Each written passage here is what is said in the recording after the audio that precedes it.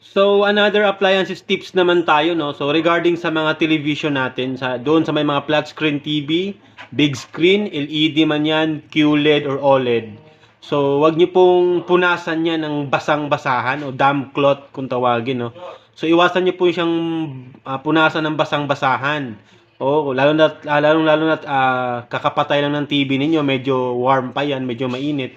So, iwasan nyo po yung gawin yon kasi may tendency na magkaroon ng guhit-guhit yung mga flat screen TV ninyo, yung mga LED or OLED ninyo or QLED kung tawagin. So, wag nyo pong punasan ng basang-basahan, okay? So, ang tamang paglinis niyan tuwing umaga, yung hindi pa siya umaandar, yung dry cloth lang, okay? Yung basahan lang na tuyo, wag po yung basa.